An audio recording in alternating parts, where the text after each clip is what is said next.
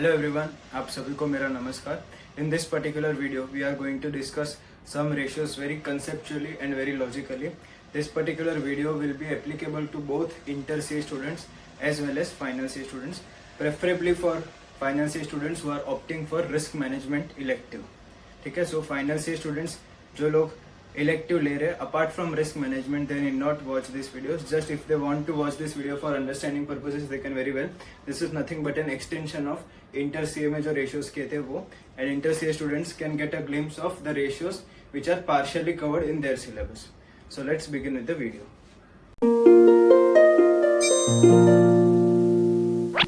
Okay, so let's continue with the next set of series. Last we completed with coverage ratios. The next ratio is net fixed asset turnover ratio. So what is net fixed asset turnover ratio? Net fixed asset turnover ratio is nothing but तुम्हारे assets जो है वो कितना turnover generate कर पा रहे हैं. For example, if I have invested 1 crore rupees in assets and I am able to generate a sale of 3 crore rupees, that means I am able to generate 3 times the value of my assets. So basically this ratio is nothing but how well the assets are being used to generate sales. See, basically sales generate करने के लिए तुम लोग का assets ही use होते हैं, land and building, machinery, furniture वगैरह.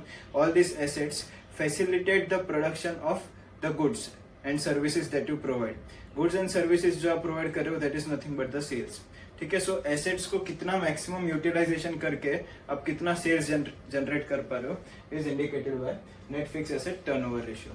सो net fix asset turnover ratio का formula is turnover upon net fix assets. मैंने बहुत बार स्टूडेंट्स को देखा है, जैसे ही नाम दिखते हैं नेट फिक्स एसेट टर्नओवर, तो नेट फिक्स एसेट्स को न्यूमरेटर में लेके डिनोमिनेटर में टर्नओवर डालते हैं. That particular formula does not make any sense. This formula is only going to make sense net turnover numerator में and denominator में fixed assets. So अगर 3 crores मेरा turnover है and अगर मेरा 1 crore assets है, so 3 times is the value, or basically the 3 times is the figure of ratio. ठीक है. Second है total debt upon tangible net worth. Total debt upon tangible net worth is nothing but debt equity ratio का थोड़ा सा modified version. Date equity ratio में ऊपर date और नीचे इक्विटी हुआ करता था. यहाँ पर equity has been replaced by tangible net worth, that is total assets minus all your total liabilities which are outside liabilities minus intangible assets. ठीक है, so this is nothing but a slight modification of debt equity ratio and the characteristics remain the same as if it were a debt equity ratio.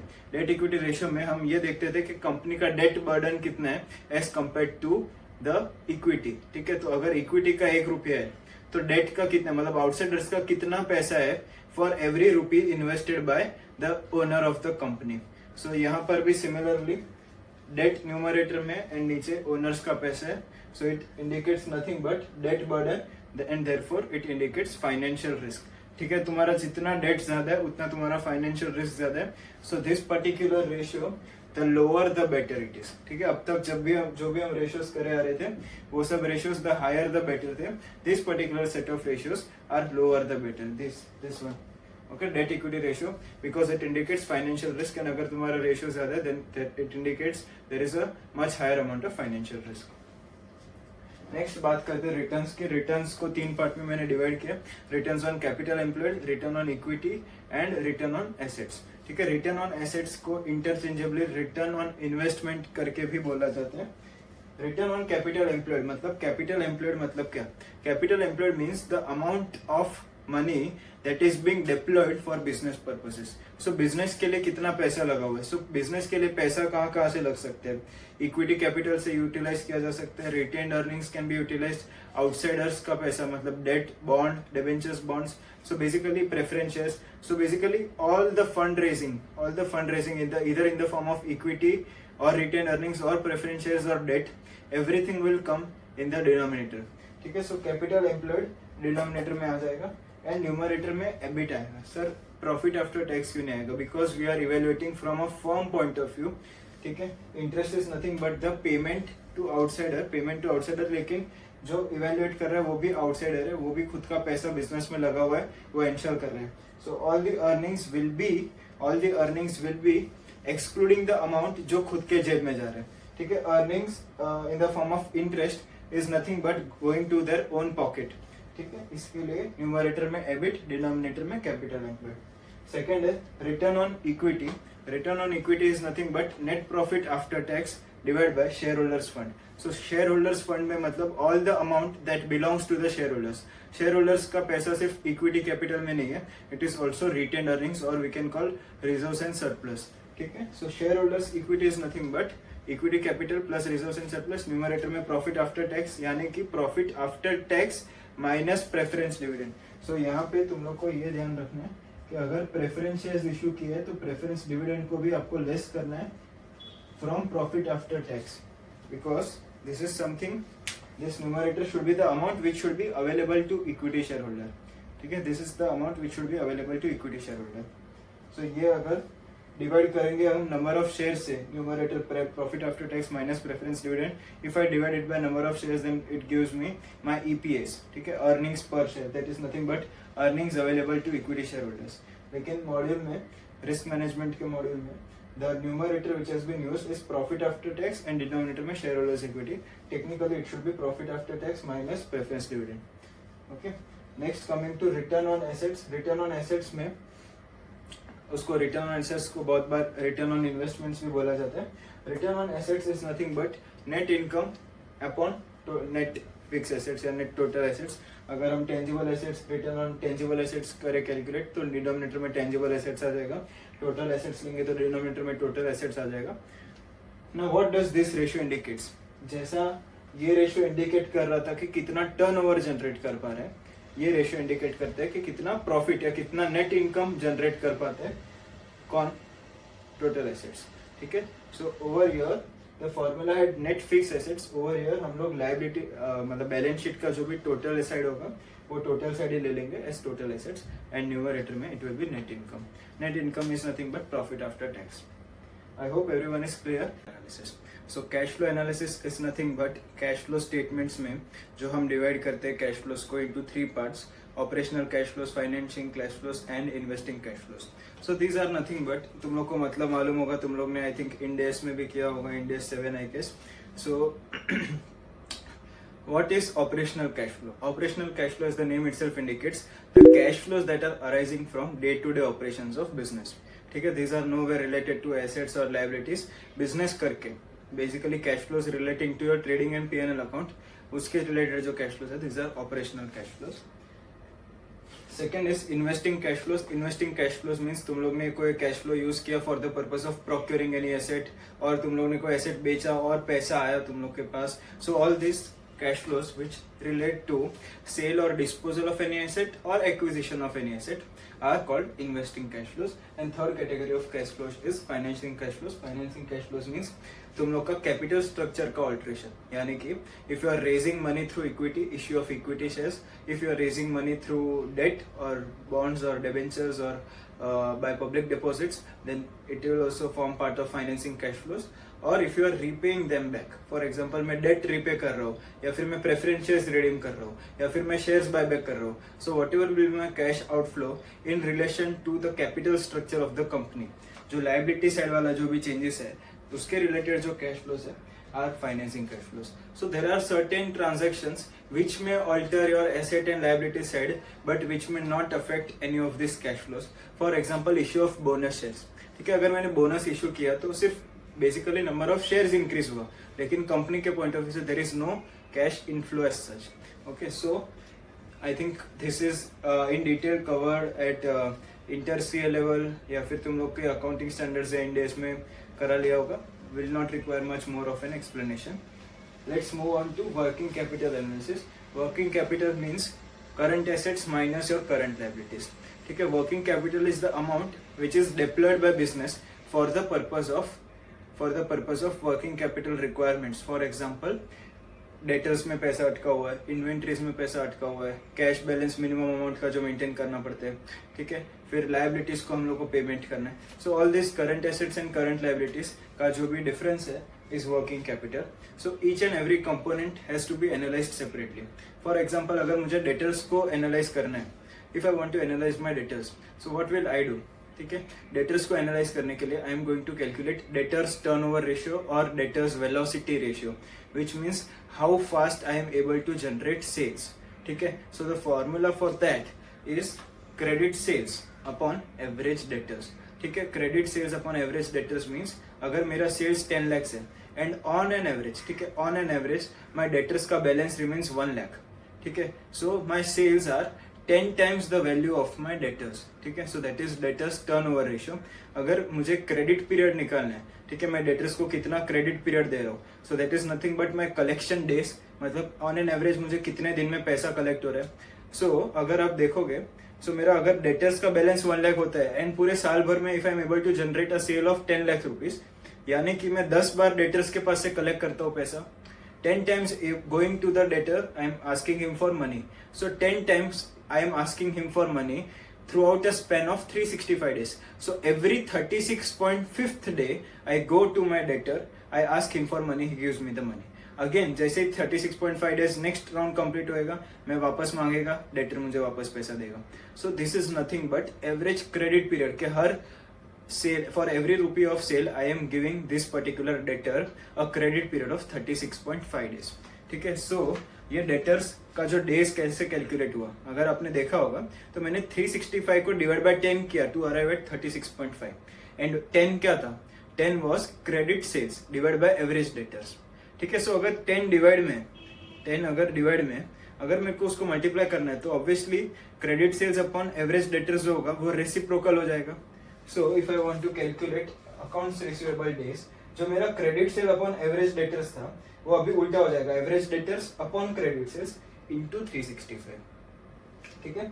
So this is accounts receivable days means nothing but what is the credit period और what is the policy of the company to allow a credit period and actually में क्या position है, ठीक है. For example there might be the policy of the company to allow a credit period of 30 days, लेकिन ये हिसाब से calculate करके जैसे हम लोग ने कैलकुलेट किया 36.5 आ रहा है, which means company is following a liberal credit policy, meaning company strict नहीं है in following it's credit policy practice, ठीक है. सो 30 days उसका प्रोटोकॉल है, 30 के ऊपर एक्सटेंड हो रहा है. Generally debtors are repaying at an average day rate of 36.5 days. Similar lines पे if I go for account payable days, it is nothing but how fast you are making payments to your suppliers for the goods and services that you are procuring from them. Okay, so account similarly यहाँ पर जैसे average debtors था, यहाँ पे average pebbles आ जाएगा, credit sales के बाद credit purchase आ जाएगा into 365. Now these two are quite similar. Third is very important, inventory days. Inventory days का मतलब क्या है? इन्वेंट्री डेज का मतलब ये है कि वो कितना दिन तुम लोग ने जो इन्वेंट्री लाया, जो स्टॉक लाया, वो कितना दिन गोडाउन में पड़ा होता है. So higher the inventory days means you are storing the goods for a longer period of time, which means you are not able to convert your inventory into sales. अगर मेरा इन्वेंट्री डेज कम होगा ना, अगर for example inventory day 1 है, if my inventory day is coming out to 1, मतलब आता है goods, एक दिन रहता है गोडाउन में, अगले दिन तो बिक जाते हैं, ठीक है. सो इन्वेंट्री डेज जितना कम होगा इतना वो पर्टिकुलर आइटम को हम फास्ट मूविंग आइटम बोलेंगे. That is I am replenishing my stock again and again. मेरा इतना सेल्स है कि मुझे बार बार स्टॉक मंगाना पड़ रहा है एंड बार बार मुझे वो स्टॉक को रिप्लेनिश करना पड़ रहा है.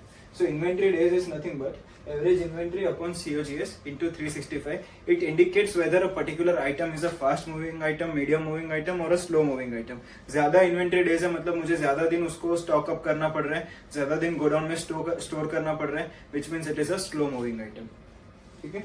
Apart from these three working capital items, next coming to short term solvency ratio, मतलब उसको generally short term solvency ratio बोलते हैं. उसमें और भी 2-3 रेशियोज है, लेकिन तुम लोग को सिलेबस में आई थिंक सिर्फ current ratio and liquid ratio है, which are quite self explanatory.